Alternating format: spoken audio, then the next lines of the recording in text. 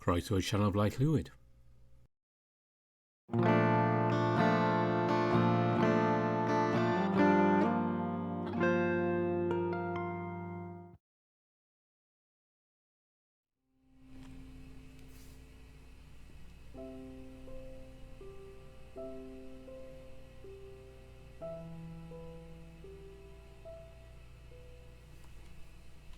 We are back in Echo, and the year is 2015.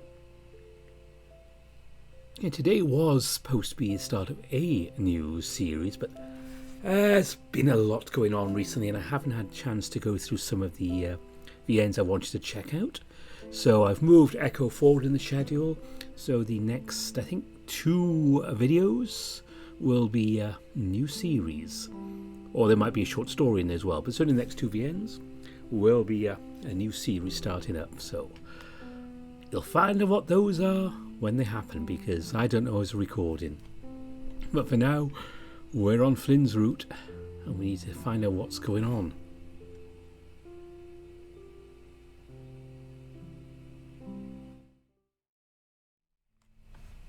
Hey, is there any more oatmeal you bought left? TJ stands beside the bed, peering down at me. Oh no, were you asleep? I blink. Chase, I'm so sorry. You were moving around so much I didn't know. Chase. Right. Oh, it's okay, TJ. I push myself up, feeling the bedsheet sticking to the back of my fur. My shirt is drenched and I smell awful. Are you okay? A concerned look crosses the lynx's face. I'm not sure how to respond. I'll get some water. He smiles at me in that eerily genuine way he does. He turns and walks to the sink. There's a subtle sound of oldies music coming from behind me, in the suite next door. Sunlight peeks in through the beige drapery, but everything outside is just a pale glow. I can't gauge what time it is. I try to move my paw. It's slow to react. Every piece of my body is tingling with this sort of damp vibration. Sleep paralysis? But I'm awake and I moved just a second ago. Maybe I'm just dehydrated. I blink again and little floaties dance in front of my eyes, blobs, swirls and smiley faces that flee whenever my gaze chases them. I let out a long exhale through my nostrils and shift the weight of my tail behind me. Today is Saturday. Today is the day. And isn't it beautiful today? Did I say that out loud? He holds a polystyrene cup directly in front of my muzzle. I can smell it. The water. Way too mineralized, like a foggy calcium broth. The calcium can't hurt you, it's just bones. Like a clockwork automaton, I feel my arm jerk in her eyes, grasping the cup and bringing the contents to my lips. I finished it in 3 swallows. Water. It's been so long since I swam and I'm starting to really feel the need for it. Air is fine, it's just nothing. Water is something. It's got pressure. It hugs you as you move through it. Nobody understands that like we do, I guess. I realise TJ is still staring at me. I give him a look. Another smile, this one more sheepish. With a small grunt, I manage to throw my legs out from under the covers, my feet touching the firm carpet beneath. I rub the sleep from my eyes. I slept like 11 hours. Why do I feel like this?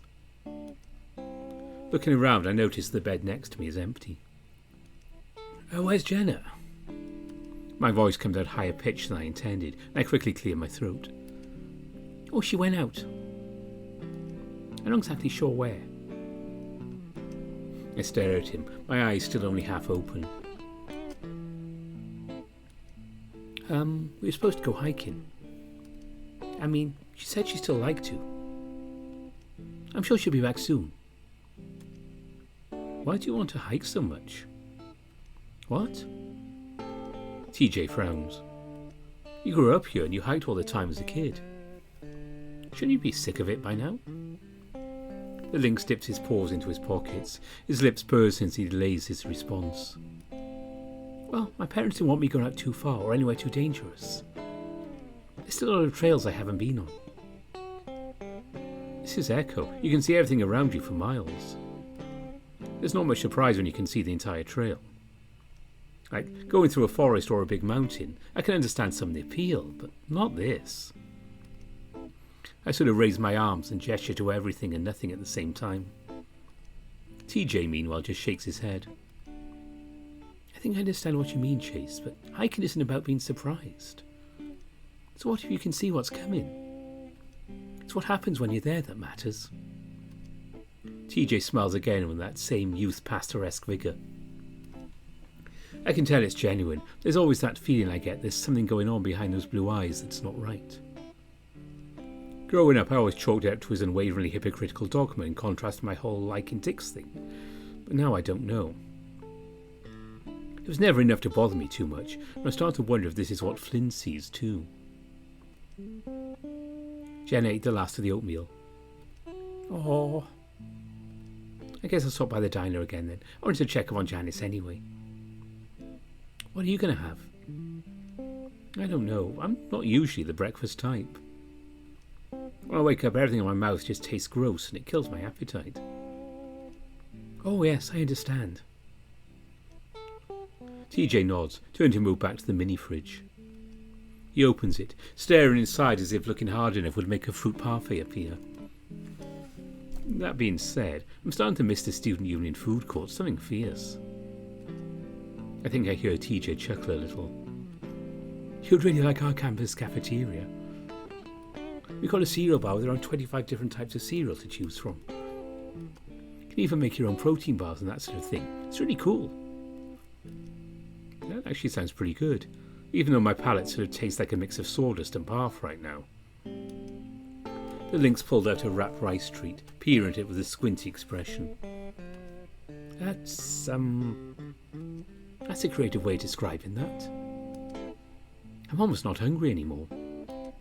He holds up the treat, the blue foil catching the window light in a bit of a curious way. I'm not sure why this is in the fridge. Oh, I just threw the whole bag of the stuff I picked up at the convenience store in there. Would you like this? Yeah, sure, I'll take it. TJ nods, tossing the treat in a gentle arc my way. I almost catch it. Ow. I rub the end of my snout as TJ looks at me wide-eyed. Oh, crimey. I hit you square, Chase. I'm sorry. That's okay. I'm still waking up, I guess. I begin unwrapping the foil packaging. I'm going to eat this and shower, okay? Not at the same time, right? No. Okay, good. Just making sure I didn't hit you too hard. Another sheepish smile. I manage one in return this time. I take a bite of the treat, and to my surprise it's actually pretty okay cold. After a moment I notice a little blue light flashing on my phone. New message. A pang of guilt sets in as I realise my first thought is, please don't be Leo. I hope your camera's okay. I sigh. It's not. I scroll down and notice a message below it. Come over? Shit, Carl's interviews today, isn't it? I don't want to be bumming him out too much. Oh, it's fine. I pause. I'll be over soon. There. I set the phone back down the nightstand and tossed a treat wrapper into the bin beside the bed. TJ glances up at me momentarily. He's also looking at his phone. Carl's got a job interview up in Peyton today. TJ looks up from his phone, grinning. Wow, that's really great. Still remember when he worked at that market shop he used to have on Elizabeth Street. Where's this one at? A print shop, I think? I don't know. Carl seemed kind of hesitant to talk about it. Oh. Well, tell him I wish him good luck, and it's always really important that you smile. If you look like you're happy and excited, the interviewers might get that way too. It's infectious, right? Right. I've got literally all my jobs just because my parents were friends with somebody who's hiring. I suppose I never really had to worry about interviewing. A noise comes from outside, the sound of jingling keys and the door being unlocked.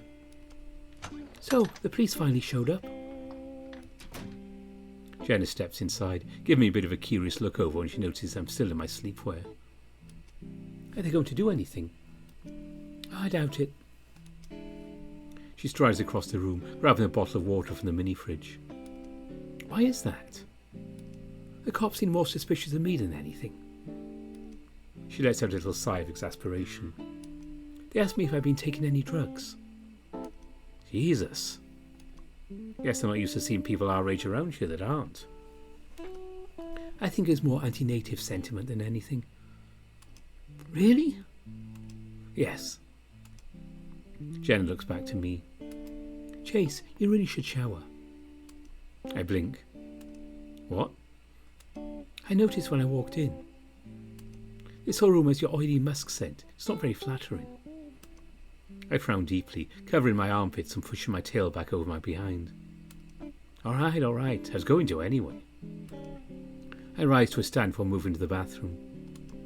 TJ gives me a sympathetic look as I pass. I shut the door behind me after stepping inside. With a few quick tugs, I remove my shirt and underwear and place them on the edge of the counter. At home, I just throw them on the floor, but I don't really trust how clean the linoleum is here. I step into the shower. It gets hot quick, so I fiddle with the handle some. Some grey fur tucked in the corner, so I'm guessing TJ took one this morning. I bend down and pick up the tiny complimentary shampoo bottle from the rack, begin to lather the contents over my body. It's not exactly the best of my type of fur, but it'll work for now. Though I still can't shake the feeling I have cigarette smoke baked into my pores. You know, in comparison to the communal dorm showers, this is actually kind of nice. Contrary to what many may think, it's not as sexy as porn makes you believe. I begin lathering further down. Usually I rub one out during shower time, though at the moment I'm pretty devoid of those feelings. Ever since I got here, back to Echo, I felt more detached from everything than I usually do. Like all this stuff is going on around me and I'm just here. When I woke up this morning, as if I wasn't sure what was the dream or what was real. Don't even recall what the dream was about. TJ distracted me before I could really archive it, or however it works with remembering dreams. There's this feeling of sorrow, fear and general helplessness. Then all of a sudden, power, or agency? I'm not sure how to describe it. It's familiar, but I don't know why. Like strange nostalgia, without all the rose-tinted happiness. Dudes, I don't know about this. I peek into the bathroom, watching as Carl stares at himself in the mirror, running his fingers through his hair. I'm sure you look fine. Easy for you to say. You can't even grow hair. Carl sets the trimmer down, running his fingers through his beard. You tell him, Chase. Carl looks at me, and I have to agree he looks quite a bit better. You look fantastic, a lot cleaner. Thanks. Now, you might want to get the gamer stink off of you. You smell like JRPGs and energy drinks. I find myself snickering, though Carl doesn't look anywhere near a point of laughter. He just quietly shuts the door in my face. So, Chase, didn't expect to see you again. I look over to Daxton, who's standing beside the bathroom door with his arms crossed. Neither did I. Carl asked me to come over, so I did. Daxton nods. Do you think he's got this? I don't know Carl long enough to say, really. Hope he does. I can't help but thinking a lot of things could go wrong, you know? Carl doesn't get out much. It's weird thinking about the future like that, isn't it? I cock my head some in the amphibian's direction. What do you mean? The infinite possibilities of things that can happen. So, expect the worst? With an infinite number of timelines, there's no such thing as a worst-case scenario. Just an infinite number of variant shades of bad.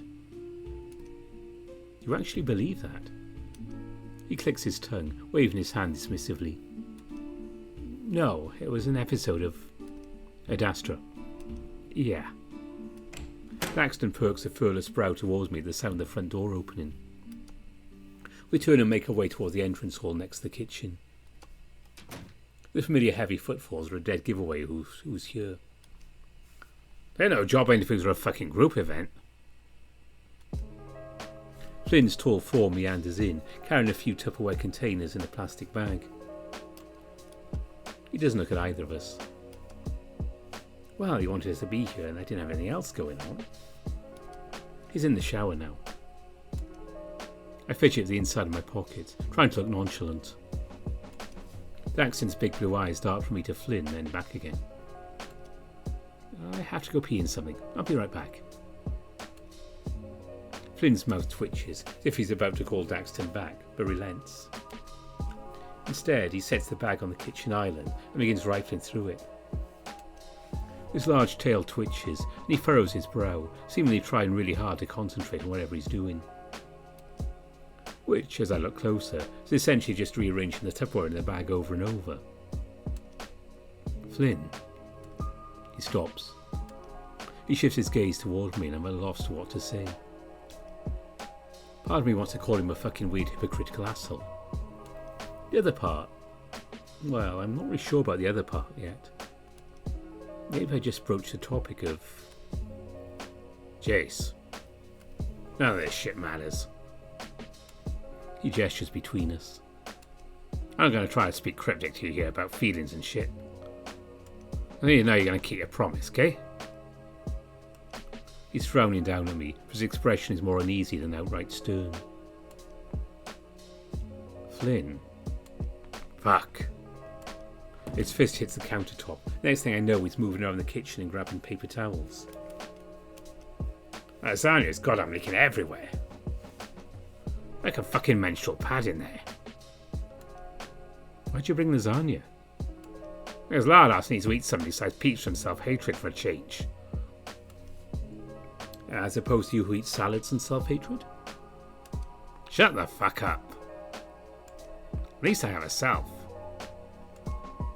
What's that supposed to mean? What was that supposed to mean? Flynn doesn't respond. The healer busy with stacking paper towels underneath the bag before shoving it into the fridge.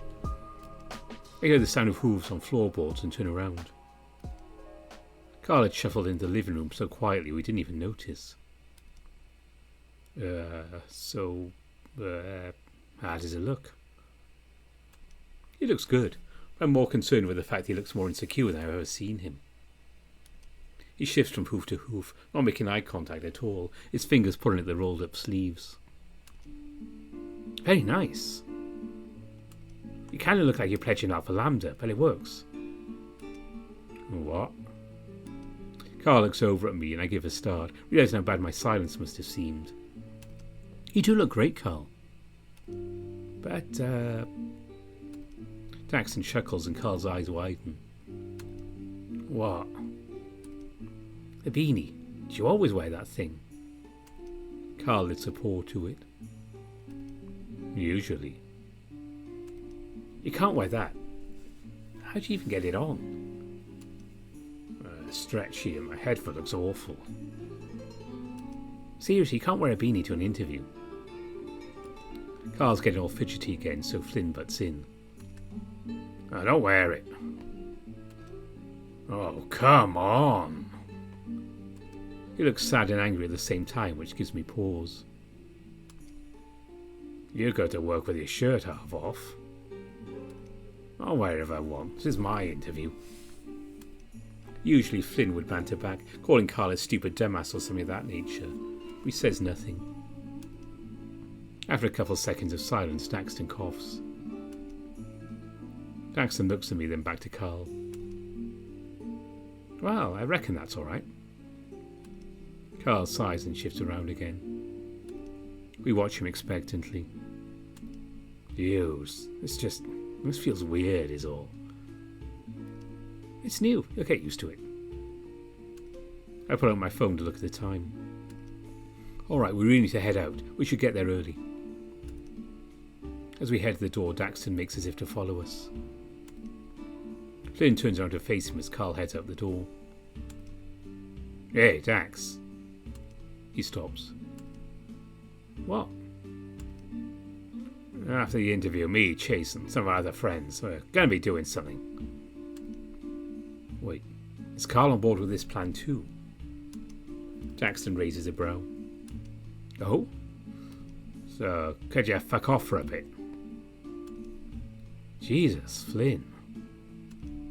Part of me wouldn't mind a guy with Daxton's attitude present at what will be surely the biggest downer of the week. And to keep Flynn in check. Daxton doesn't budge, giving Flynn an indiscernible look. After a while, Flynn just sighs, rubbing his brow. It's got to do with personal stuff. Oh, really? See, why didn't you just say that? Yeah, I wouldn't want to come. It's going to be some heavy shit. Are you the heavy shit in question? Flynn says nothing. After a moment, Daxton just exhales and shakes his head. Just let me know how the interview goes. As the salamander passes me, he speaks in a hushed tone. You deserve better, man. I look down on my feet before heading out to the car. You don't. Carl still looks confused after Flynn and I came out of the car without Daxton. Where's Dude Man? I make a show buckling my seatbelt. I'll talk about it after your interview. What? He's not coming? He's a guy who knows the guy who runs the place. Yeah, well, you weren't going to be bringing him inside with you anyway. Carl stares at the dashboard as I back out, pretend to be distracted so I can muster up something reassuring. You know, Carl, you should talk about some of your art while you're in there. Here it's good to look like you have a passion, especially one that's tangentially related to what you do. To be honest, I have no clue what sort of skills you need at a print shop. I look in my rearview mirror at the Ram, who still isn't saying anything. Hopefully not many. Oh, by the way, Flynn. Flynn's nostrils flare as if he's bracing himself. The big lizard had to back his seat up all the way to give himself enough legroom in my tiny sedan. I only stopped by City Hall before... well, you know, before we do the thing. Why? He responds with a wary dryness. I need to scan some photos with my thumb drive. I forgot to do it when I was there last. I know everything I need is. Shouldn't take more than 10 minutes. Yeah, okay. I got my keycard in my wallet. Flynn scratches his groin idly, looking out the window as we pass the diner. Kind of surprised he didn't protest more. Carl stays quiet as we drive through the rest of Echo, and I swerve to avoid all the potholes. As I merge onto the highway, Flynn speaks up. I cut you some shit to celebrate you joining the workforce and such. Fancy ask organic store ramen with this spiced sausage stuff and lasagna. Same recipe my uncle used. That's, premature, alright. There's a full reward waiting for you. Your fat ass can do anything. I resist the urge to nod in agreement. I hope you're right. We fall back into silence, and it stays that way for the remaining 20-minute drive. Carl gets more nervous the closer we get. I can see his knees bounce out of the corner of my eye as he stares out the window. Flynn reaches back and puts a hand on one of them as we pull into the parking lot of the print shop. Agila mutters something to the Ram. I can't make out any of it. You look awesome, you're going to do amazing. Carl starts taking deep breaths, staring out the windshield. Just be yourself. Everyone loves a relaxed employee. I wish you'd let me have a smoke before we left. Yeah, going to an interview smelling like pot. Great idea. Carl giggles nervously, but otherwise doesn't move. Do you want us to go in with you? Carl shakes his head quickly, unbuckling his seatbelt as he opens the car door. No, man, I'll be fine. Okay, cool. I'll be waiting. He looks to Flynn, who just gives him a little nod. I grin at him, who just shuts the door and ambles up to the print shop. He pushes on the doors, and when they don't move he pushes harder, shaking the glass. I start to open my door to attempt to pull instead, but he seems to figure out before I have to and disappears inside. Oh, Carl. Fucking hell. I look over and Flynn has his palms over his face. I sigh, leaning my seat back. I try to take a nap because it feels like I haven't slept in ages for some reason. Oh, the heat beating through the window starts becoming too uncomfortable. I turn the AC back on, then shuffle through the stations, where I only find twangy country and mariachi. I look at the time. 10 a.m. If the interview started on time, then he's probably almost done with it by now. I sort of want to go inside, but I know Carl wouldn't want me to.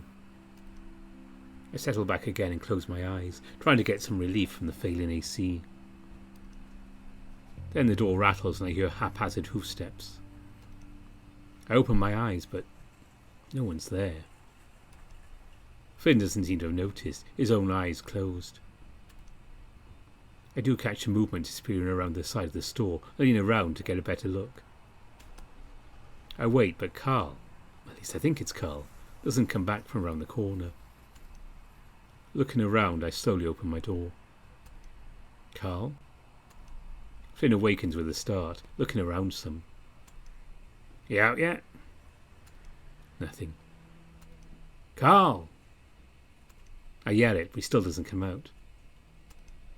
Feeling some dread build up in my stomach, I get out of the car and slowly walk around the side of the building.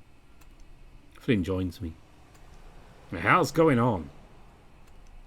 It's an alley, between the print shop and what I think is a laundromat. Nothing is in the alley except for a few dumpsters and clumps of garbage. I step carefully around puddles covered in oil slick and wonder if maybe he just really wanted a smoke. Carl? Something shifts on the other side of one of the dumpsters and I hear sniffling. Wordlessly I walk around the dumpster to the other side. Carl is bent over, his back to me, paws on his knees. His whole body is shaking and his breaths are ragged. Holy shit, Carl! Before I can do anything, Flynn's at his side. You okay, man? What happened? The stench of vomit hits my nose. I don't need to look closely to know what the puddle between Carl's hooves is. Carl makes sure to turn his face away from us, not saying a word. Shit. I dash back to the car and open the passenger door so I can get to the glove box. I had a few napkins while hurrying back to the ram. When I return, Flynn is quietly rubbing his back. He takes them from me wordlessly and starts wiping his face. Last time I'd seen Carl like this was just last year, when he'd had his panic attack at school. I didn't think he'd have the problem now, after all the therapy and time away. I feel kind of useless just standing there watching them. He's at least not hyperventilating. The ram has his horns pressed up against the wall, taking deep breaths as he wipes his face again. Why do I suck at everything? He says it quietly, between gasps, but I can make it out. Not everything. Come on, let's go. He starts to pull on his arm, but he yanks it from him violently. Don't touch me. Flynn and I are stunned into silence. I just stare at him, mouth open. He glances at me and his eyes are red, and for once it's not because of weed. Carl starts off towards the car on his own, spitting off to the side as he does. Carl, what happened? He whirls on me. I fucked up, obviously. Any more fucking questions? A few, yeah. His voice breaks apart in the last sentence, and he turns away from us. His face starts to screw up. My stomach feels hollow as I watch Carl get into the car. I've never, ever seen him like this. He immediately hunches forward behind the driver's seat, head in his paws. I slowly walk up to the driver's side door, feeling like shit myself. Flynn joins me. I hear the tugs of the scales around his chin, teeth grit. His expression is just bizarre, like intermittent smiling between almost nauseous-looking face contortions. Fuck. We sit for a while, waiting to see if Carl is going to say anything. He does. Oh, I'm sorry. He blurts it out through his fingers. I look over him, scared to say anything in case I say the wrong thing. It was a disaster, dudes. He takes in a deep, shuddering breath. You could tell I wasn't into it right away. I was awkward as fuck. He leans back and tugs at his shirt. Shit. This isn't me. I knew it. It got me nervous. I've been nervous ever since I put on these clothes, since I got this stupid trim. We sit in silence for a long, long time, till Carl finally looks at me and smiles. God damn it. We all knew this was going to happen, right? Just like a Pueblo with you, Chase. Or with your uncle, Flynn. I'm just a fuck-up. Nah, this is my fault, man. Told you I was going to coach you, I never got around to it. Yeah, and I'm the tit dude who made Dak stay behind. Maybe it could have helped. I don't fucking know. Aguila takes in a seething breath. I can't expect to go into this ship blind and spell exactly what some mid-level manager named Skyle wants to hear. Well, it's fucked like that. Just banging walls sometimes. No, dude. I'm the one who screwed up the interview. Carl settles back in his seat. Well, with that fuck out of the way.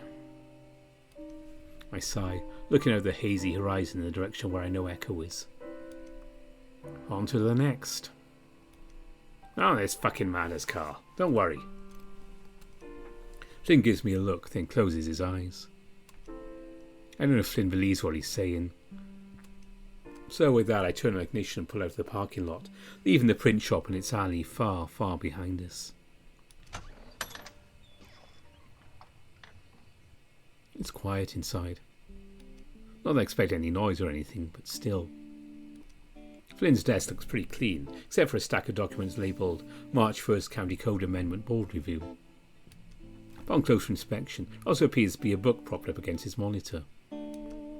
Municipal Economic Development, Free Market Solutions for Public Problems. A sticky note is attached to the front with flowery cursive handwriting that states, "Read this." I hear Flynn step up beside me, seeming to notice my gawking. He doesn't say anything though.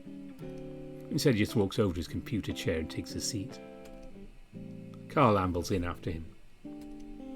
If I didn't know better, I think he was high, judging from how puffy and red his eyes are. You don't actually come inside here too often, do you, Carl? Carl shakes his head. Well, it's still really weird that you're a secretary. Carl half mumbles. Clark. Flynn rests his elbows on the desk, rubbing his fingers together. You know, elections are coming up here soon. There's a few positions up for grabs. He looks to Carl and it takes a few seconds for Carl to look back and get the meaning. Well, that's cool, I guess. Flynn opens his mouth, pauses, and speaks. Maybe even the clerk position. I was heading towards the mailroom, but that catches my attention. I stop. What? You think you'll be, voted out? Flynn shrugs. I might not run. Carl lets out a little huffy noise, sniffing and wiping his nose with the insides of his shirt. So, you're going to go back to unloading freight? Flynn doesn't respond immediately, as if weighing something in his mind. He pushes the power button on his desktop tower, and the whir of the internal fan breaks the silence. May not even be here. Even Carl looks up now. Huh? The Guinness seems to grimace slightly. It's more pulled into a sneer as if whinging at himself. Fucking... Chase, you gonna get your shit scanned or not? I straighten some, not really having expected him to shift focus and snap at me.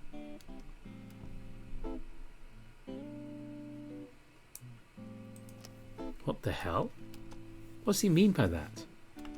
Flynn, what? He's staring at me. It's like all the air has been sucked out of the room. I swallow. Are you going somewhere? Flynn looks to Carl as if expectant. Carl blinks, meeting Flynn's gaze. Are you, dude? Flynn's sharp stare lulls, but only slightly. I don't know yet. What the fuck? Carl, it really doesn't... Shit. You see the way Chase is acting? Carl looks at me a moment, then back to Flynn. No. His voice is quiet. You're gonna leave too? I don't want to leave, Carl. Flynn shifts in his seat, his tail curled tight around the base post of his chair. Carl just seems still. I can't even see him breathing. Jesus, fuck, Chase. All I did was ask. Flynn reaches into his desk drawer and pulls out a can of lemon lime soda, holding up in Carl's direction. You did something, all right. Just give me a minute, all right? I need to talk to Lardass. Do your shit. Ugh. I rub the space between my brow and step out of the room. The mailroom's a little different for some reason. It's not nearly as neat as it was, with some of the parcel folders scattered on the main table, documents dog-eared and tape-tagged. I step forward and the heel of my foot hits something hard and metal. It rolls out from beneath me and I have to use my tail to catch my balance. Jesus, fuck. I found myself involuntarily clutching my chest, trying to regain my composure as I check where I nearly broke my neck on. A fireplace poker? Well, actually, pokers. There's like 5 of them just sitting here on the floor. Thank God I didn't step on the pointed end. What are these even doing here? I step around the pile when I hear the sound of Finn's raspy voice from the other room. So you didn't see anything? Carl speaks next. His tone is too low and rumbly to make anything out. I remember the other day that while I was working on the computer in the corner, I could hear most of what was being said in the main office. The walls are thin here.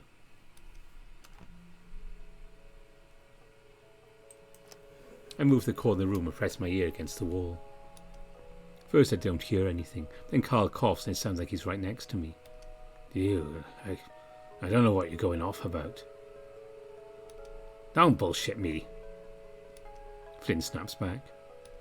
Silence follows. I hear what sounds like metal scraping against the wall. The plastered drywall creaks ever so slightly in reaction to Carl's shifting weight. I don't know. Flynn sighs.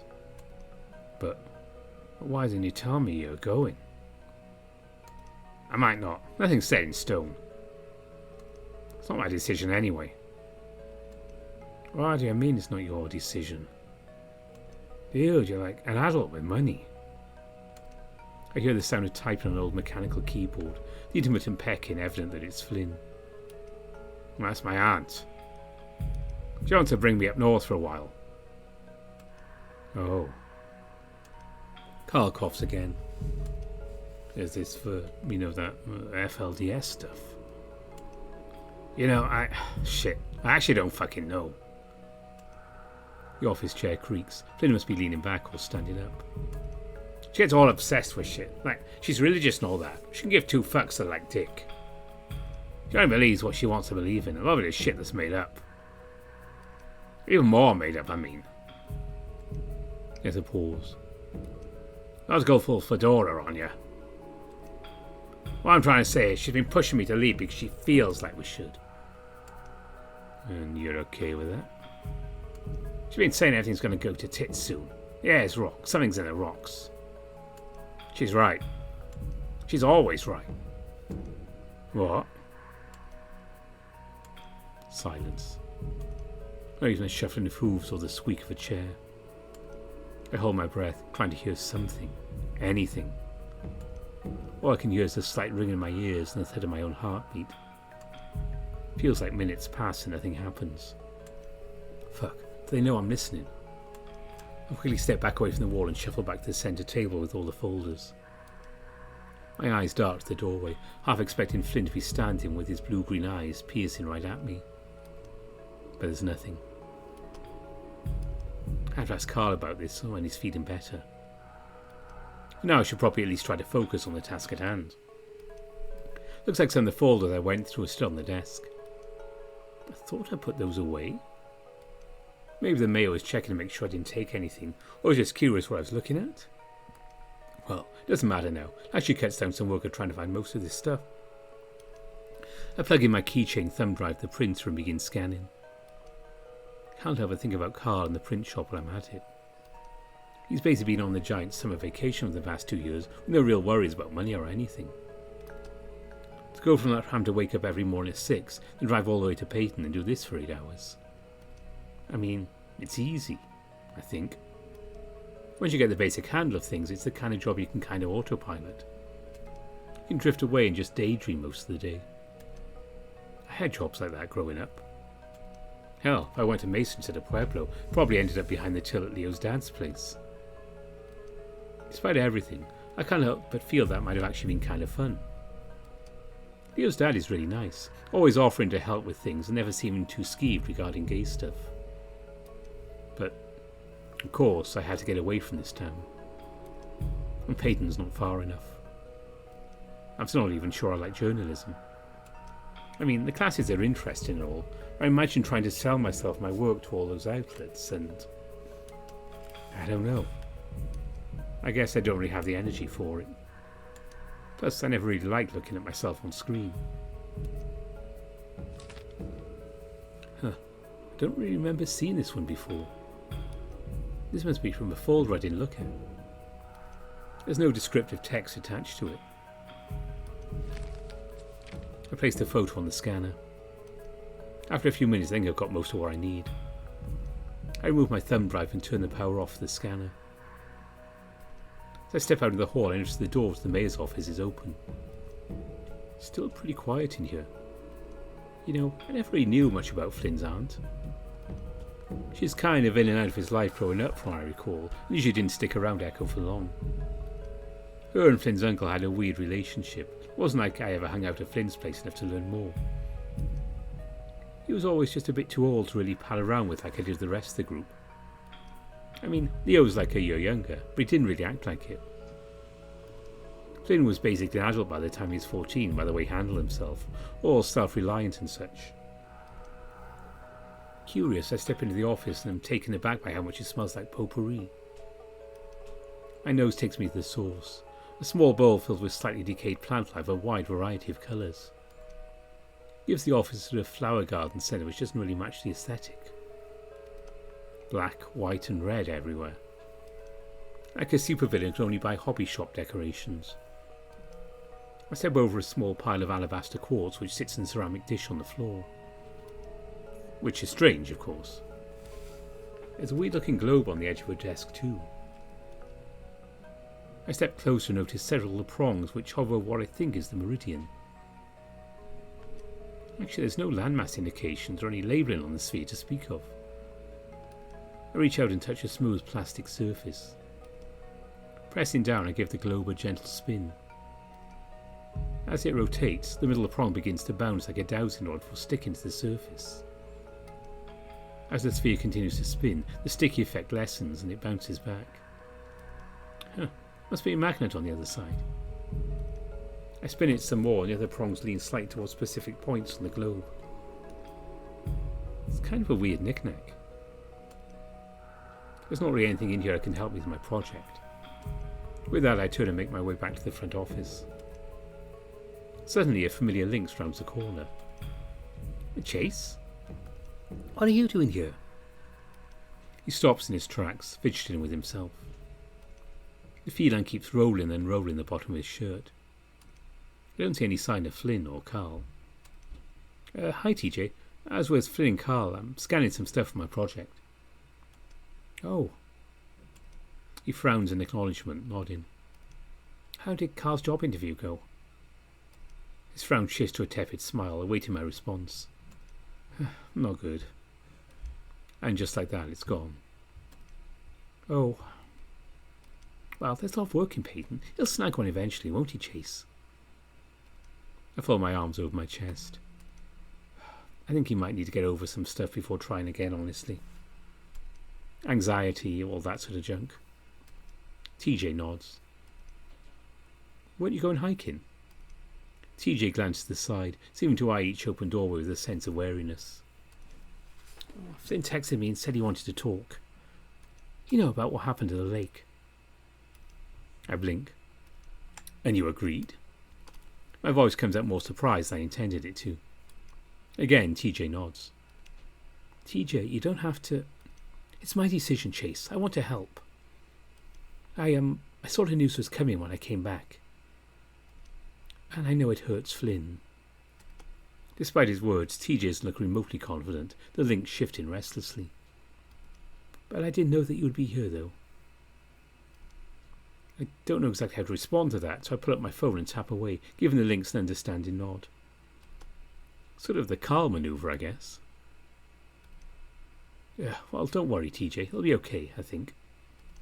You think? We're back. Carl got sick again. Pigs all over the historic hanging tree. Carl offers a meek wave, which freezes when he sees TJ standing next to me. He quickly shoves both of his paws into his front pockets. Flynn notices TJ as well. He doesn't show any signs of nervousness. Jesus, is this really happening? He moves over to us and rests his behind on the back of his desk, his large tail wrapping around it. There's something about the sight that accentuates how damn huge he is. I can't help but wonder if he's doing it on purpose. Carl remains motionless by the front door. We lock eyes for a moment, but our attention shifts as Flynn speaks. Thanks for, showing up and stuff.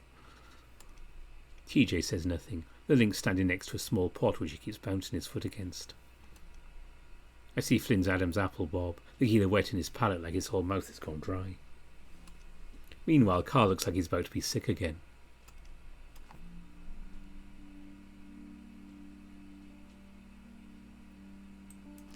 I gingerly step over beside the nervous lynx.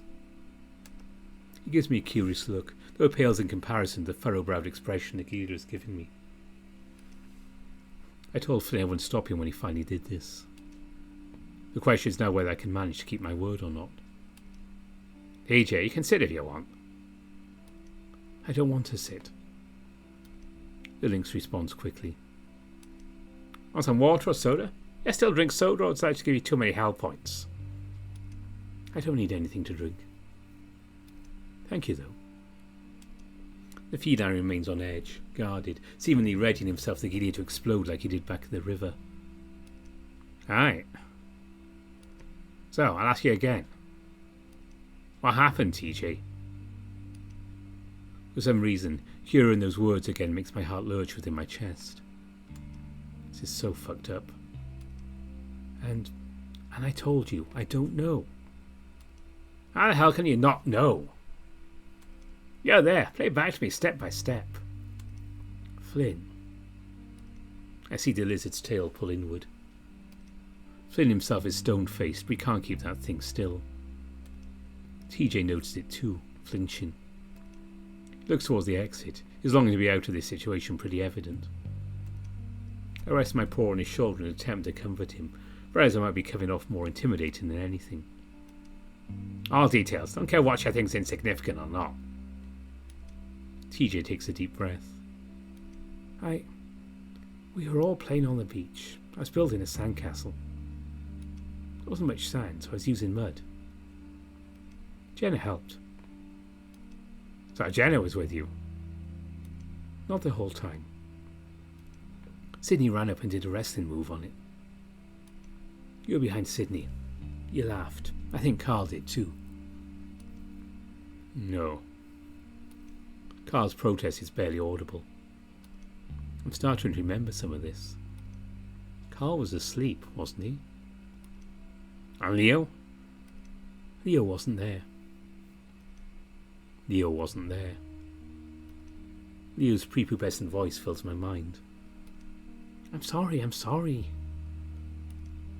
His language skills weren't great, so he just stumbled through a sobbed apology. I promised protecting all of you from now on. Jace was. He looks over to me for a moment. Yes, he caught up with me after I ran off. Flynn, you were there for this part. You remember all this. I remember Jenna coming up and yelling at me about Sydney. You're the one who told him to destroy my sandcastle. Flynn's eyes narrow. I said about your stupid fucking sandcastle. TJ crosses his arms over his stomach, as if hugging himself. Sid's dead. What happened? I see TJ's legs start to shake some beneath him. I have to stop this. Flynn, enough. The Gila looks at me, his eyes a little wider. What? This isn't going anywhere. You're just making it awkward. Fucking what? You're just antagon... I don't give a fucking shit if it makes you uncomfy like. You're all goddamn adults. I'm sure all your expensive therapists told you to talk about it, so talk about it. Chase caught up with me. All eyes shift back to TJ. He kept asking where Leo was. Then he ran off. Flynn looks to me. I couldn't find him. Someone's knocking on the door. What are you doing? Jenna marches in with her phone in grasp, seeming to ignore everyone else in the room but the Gila. Flynn grits his teeth, swearing under his breath. This absolutely better be the scene of you apologising. Her gaze finally shifts to the rest of us. Judging by expressions on our faces, I think she's able to quickly discern that this is not the case. You are completely out of line. Jenna, not now. TJ came here his own volition. You're disgusting, you know that? You get pleasure out of toying with people. You always have, no matter how much it hurts them. She stands in the centre of all of us, speaking in a clear, solid tone. It doesn't even matter if she's over 1.5 feet smaller than Flynn. I gotta say, TJ came here his own accord. Liz can vouch for that. There's only so much can be of his own accord. You've been harassing him with text messages all week. Sydney was my best friend. I'm fucking entitled to know what happened. You are entitled to nothing. Jenna retorts quickly, speaking in a tone that's as sharp as a knife. The room goes quiet. Jenna's glare is unwavering from Flynn, who's looking at the floor now. Finally, she speaks again. It would be best if you just left now, Flynn. They're in my office. Your office? She lets a quick, exasperated breath. You are a receptionist at a publicly funded city hall for a town of barely 50 people. You need to get over yourself. Leo pushes his way in past Carl, Wolf also looking at his phone. Flynn! TJ and I do our best to get out of the way. He doesn't even notice me. Flynn stands straight up. What? You know what? The wolf seemed to put himself in between Aquila and TJ. Flynn just blinks, holding the flats of his large hands. I'm not going to hit him. Jesus, shit fucking Christ. Suddenly he looks straight at Carl. I told you, it's a goddamn conspiracy. Jenna lets out a disgusted noise. Is that what you think? It couldn't possibly be your track record of manipulative, self-centered and downright mean-spirited behaviour? Flynn clenches his fists. You're all so fucking quick to damn me. All I want to know is the truth. I feel TJ's arm bristle against my own. It seems like what happened in the river all over again. I lean closer to him, replying back. I know. The truth is that Sydney had an accident and died. And you are completely unable to accept that. You are not the only person who's lost someone. The way to choose to make yourself feel better is bring everyone else down with you. That's unacceptable. You can't let go, can you? Just a total control freak who thinks they know what's best and who deserves what. We all know you hated Sid the most. Hell, you told Carl you're glad he was dead years ago, and guess what? He told me. Carl looks down at his hooves. Jen is about to speak again, but Flynn cuts her off. TJ, go on from where you left off. We got 1 week with our old friends, our family, and you ruin it, man. TJ still holds himself tight.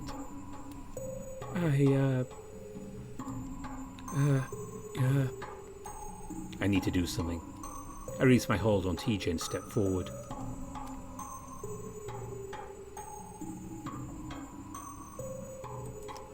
Agila's jaw drops some as I stand beside Jeddah. I can't let you do this anymore, Flynn. I'm not just your damn toy you can use for your stupid plan. I just wanted to help you, to fucking understand you for once.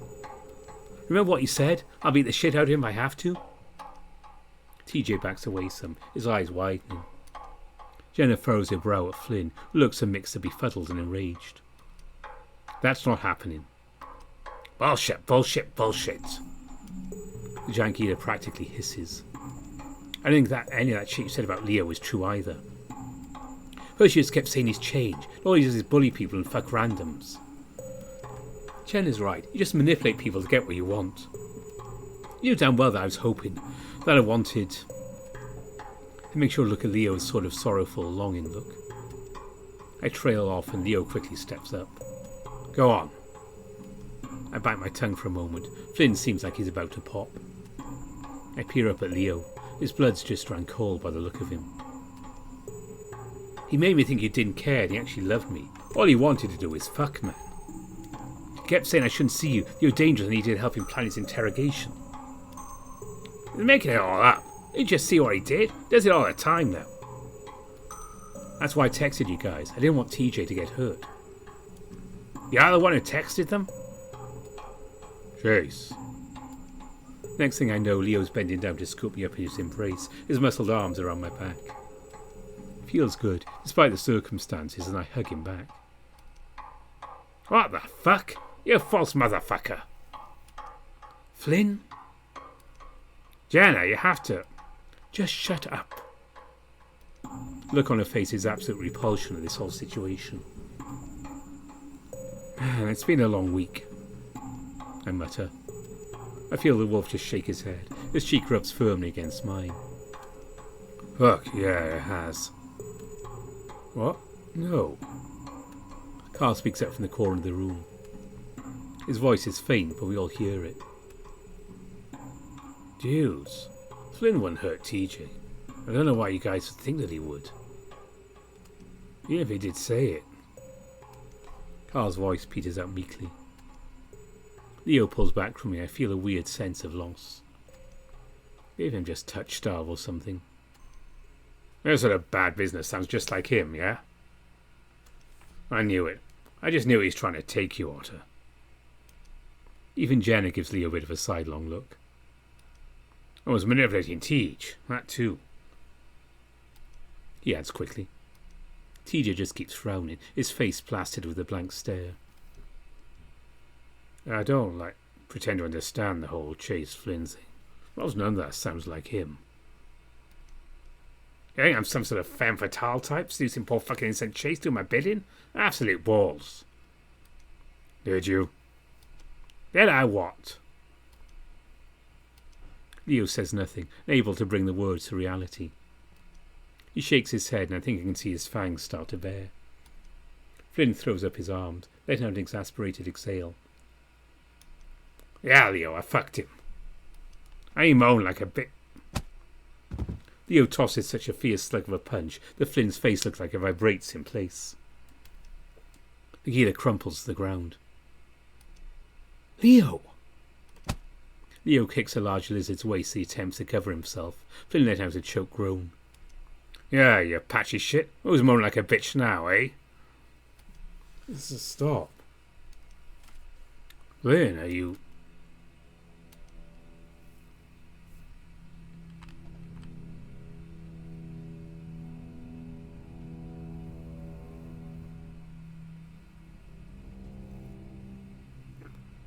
Hey.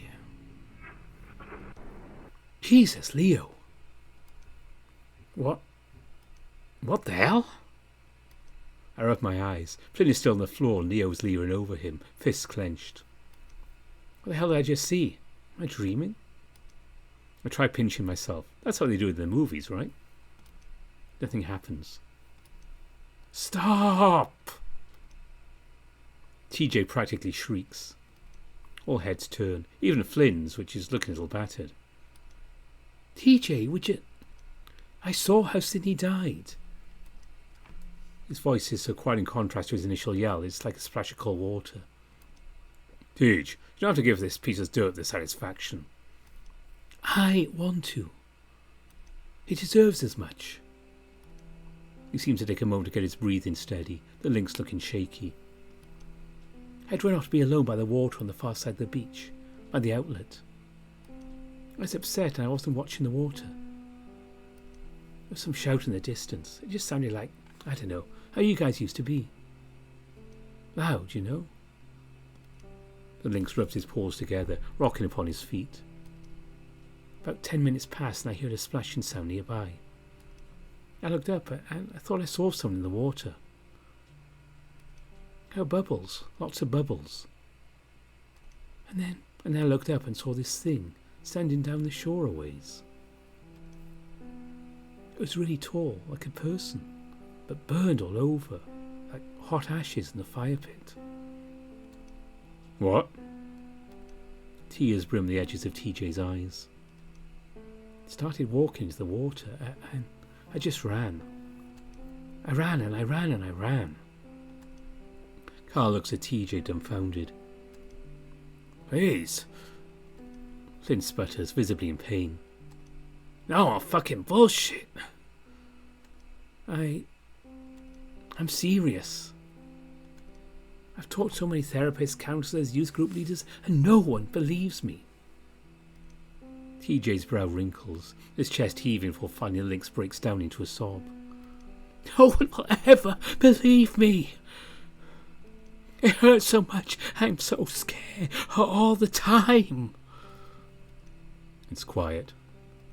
We all stand there watching the lynx cry. No one speaks. No one reaches out to him. Snot runs down from his nose. He tries to wipe off the inside of his shirt, but he just smears it. He clutches his own whiskers, tugging at them. As I was running back a quarter mile away, someone tackled me into the water. They held me under so long, I'd started popping in front of my eyes. Lynx gestures, opening and closing his paws in front of his face. Everything after that got fuzzy, like I was dreaming. I saw something just under the water, in a completely different spot. Two bodies, both had brown fur, that's all I could see. Undulating in this constant, restless motion. It all comes back so quickly. The sky is overcast, the air crisp. Autumn. TJ sitting in the daze, Jenna running back to town, Flynn pulling me into the water. Me grabbing onto neck scruff, pulling back to shore. Carl sitting on the rock, bawling. Leo starts trying to do compressions. And Sydney just stares. Sirens. The helicopter rotors. Adults everywhere. I'm home. Mom's holding me. Dad puts on my favourite movie. I watch. But still, Sydney stares. Two bodies. Both with brown fur. Slowly I start to feel their eyes shift toward me.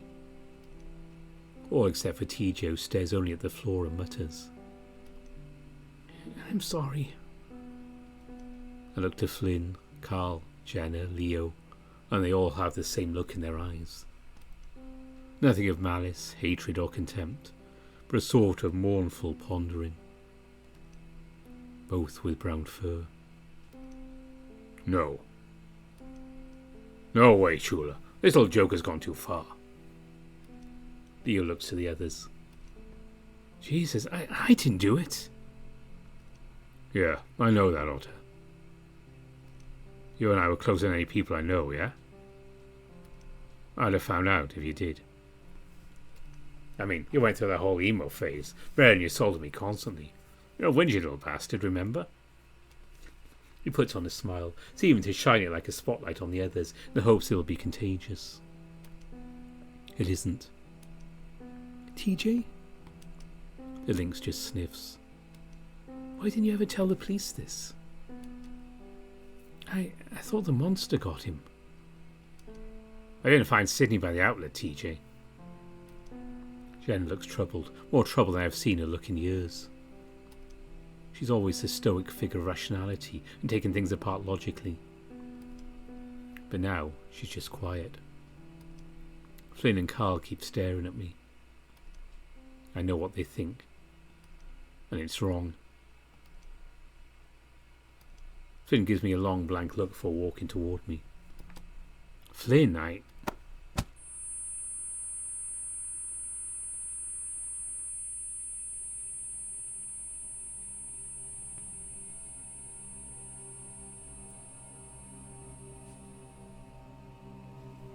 Oh my God, Flynn!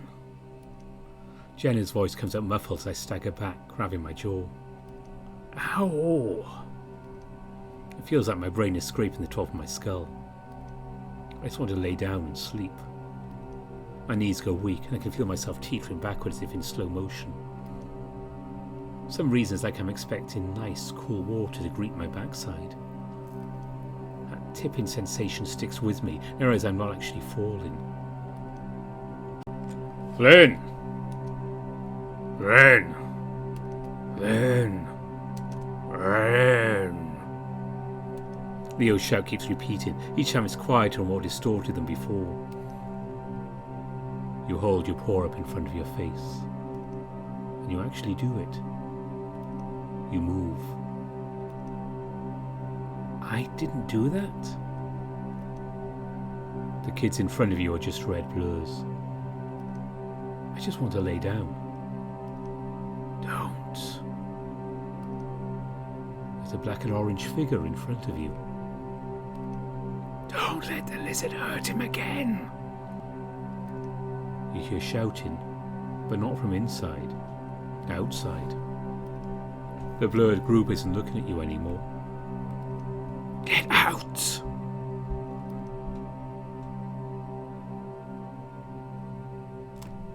I don't care anymore, you faggots! A cracking voice comes from outside. If I had a guess, it sounds like it's coming from down the block. Everyone but Flynn is peering out a small window near the door. The killer, however, is still staring at me. His eyes look like they're shaking in their sockets. Oh, Lord, my Lord, good Lord! Oh, how you test me so! For I fall upon my knees and ask you where to go. What's going on? Carl tries to peer past the bulk of Leo to see where the commotion is coming from. My head is still reeling from Flynn's punch. He's never hit me before. Well, never seriously. He wasn't ever the sort that got into physical fights growing up. Usually he'd just stomp off and sulk if something truly upset him. But now he doesn't look like he's budging. It's Clint. Who is he yelling at? God. Leo looks over his shoulder, peering at me. You okay, Otter? I feel heaven's call in every canyon's edge. Just past the overlook window. Or at the bottom of the water, all tied up with a kedge. I feel myself backing up. It's like how I felt on the roller coaster, strapped in on the chain lift. What's happening to me? Chase. Flynn begins to follow. Flynn, you stay right there or I'll beat your ass double hard, yeah? Leo, for God's sake, all of you stop. Where are you going? I make a sound. I think I say home, but it comes out rather garbled. You can't keep running away from this shit. TJ squints, his nose pressed against the window pane. He's holding something. Yeah. I keep stepping back, my legs feeling like they're vibrating. My movements are abrupt and jerky. I manage to get into the hallway and approach a door covered with caution tape. A placard denotes it as the reading room. I grasp the handle and have to give it a hard shove before it budges. The door is heavy. I'm really overwhelmed by the musty smell from the inside. The corner of the room is completely stained from rain damage, and the roof is boarded up. There was an exit here, but it's gone now. Why do I know that? I stare at the little section of wall where the old wooden door used to be. A small picture of a group of quail crossing a dried wash is in its place. As I move to leave, I notice the door won't open. It's hard stuck in place. Locked. A sharp crack rings out from somewhere outside, followed by the quick scurrying of feet upon the carpeted floor of the lobby. A gunshot.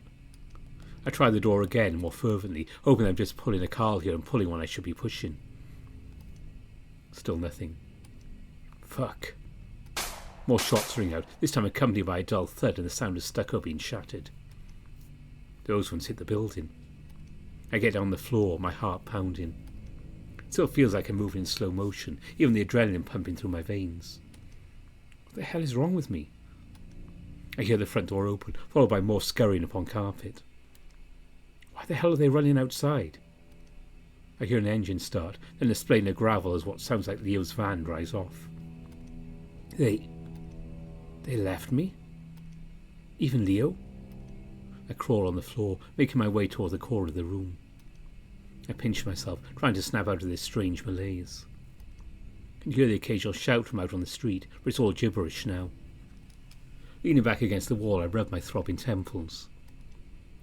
Tweakers. Could have showed up at a better time. I try to listen to see if the shouting's getting closer, but it's difficult to tell. If that really is Clint, this is really out of character for him.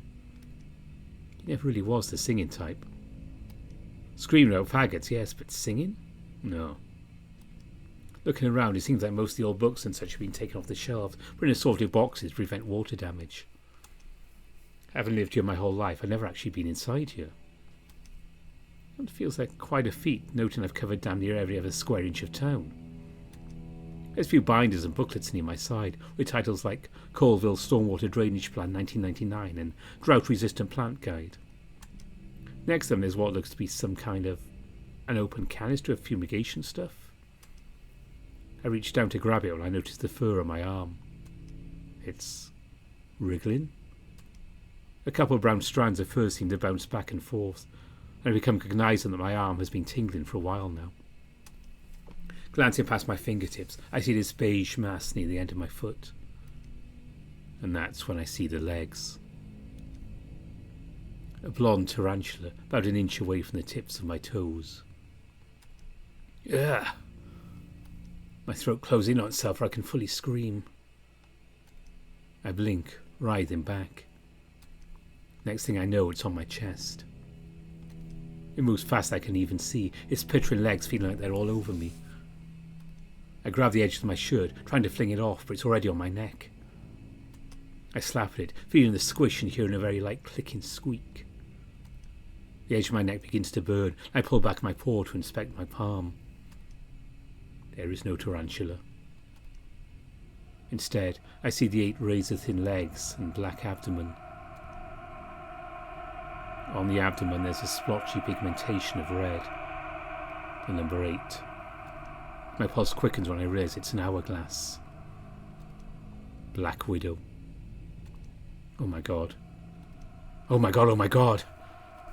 I look down my arms again and realise it isn't just my fur moving. There are little red and black specks everywhere. No! I tear at my own shirt, jumping to my knees and trying to batter the seeming infinite number of spindly fanged arachnids. Each time I batter my arms, more of their guts cover my paw pads and fur till it feels like my paws are wet. It's not just my arms anymore. They're inside my shirt, my shorts, my face. I try plugging my nose, keeping my muzzle shut as I roll on the floor, not daring to open my mouth to scream. I fling my shirt off, then pull off my shorts.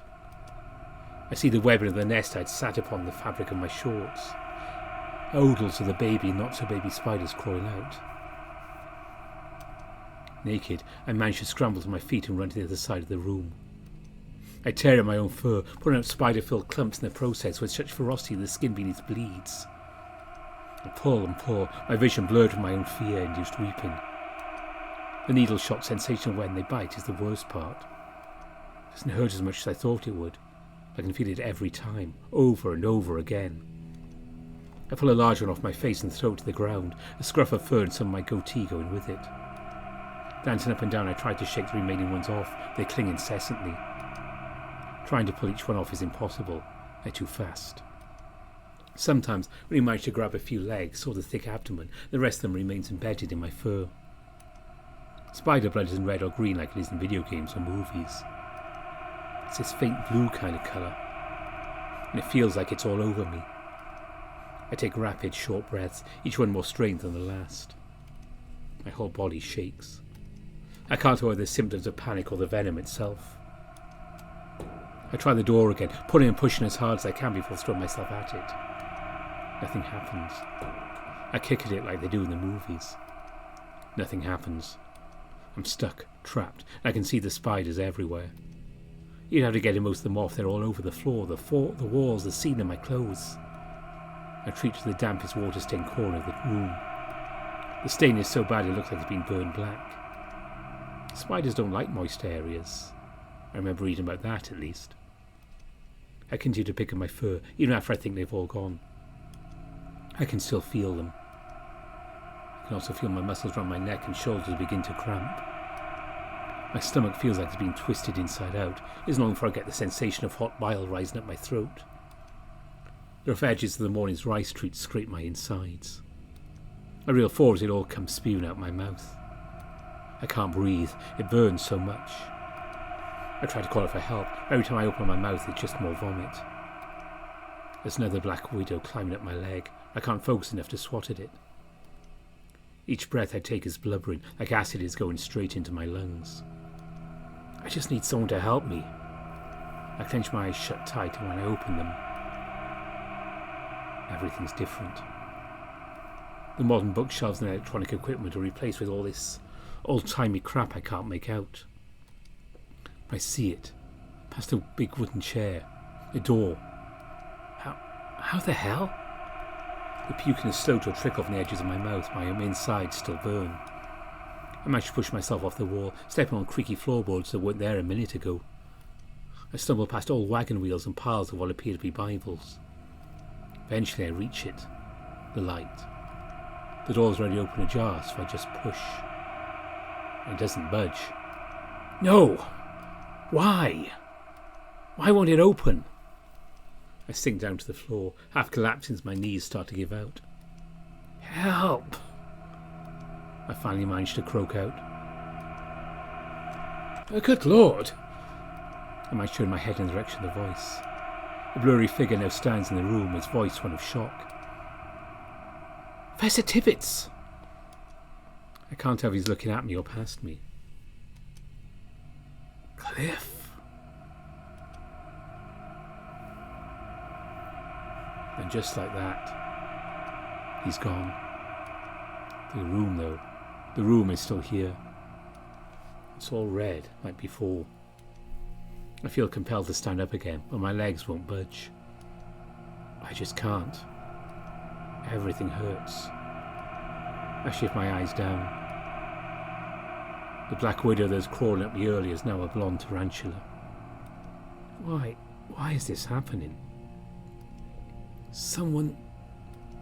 I can't think straight. I just want to go home. Leo! Mom!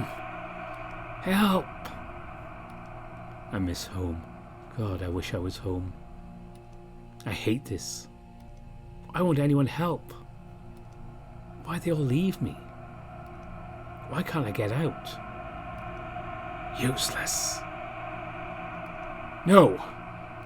Don't tell me that. Just die already. I'm not going to die. I'm not. The cramping in my muscles is the most intense I've ever felt. It's like the flesh itself has been peeled from the bone, each nerve ending plucked like whiskers. The tarantula's on my face now, on the tip of my nose. I can see all of its eyes. In those eyes I see the reflection of my own. Its dusty blonde hair begins to shift, dissolving into darkness, contrasted with neon orange markings. And then it becomes nothing. I close my eyes and wait.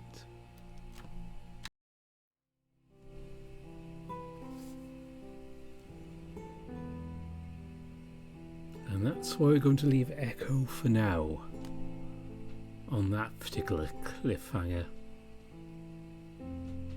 And if you know the game, yes, I have to decide something about the narration next time.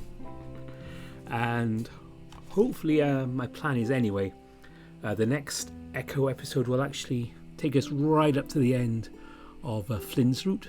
So I might take a while to record that, but you get it in one video, so it'll be an extra long one, I think, for that. That'll probably be towards the end of the summer here, or maybe into autumn. We'll see on that one anyway. I'll record over the summer. But yeah, that was that Echo. And as I mentioned before, once we finish Flynn's route, then we move on to Jenna's route. And then It could be close to 9 years since I started, but Echo will be finished, give or take a few endings and random scenes, which I'm not covering. But it's been fun.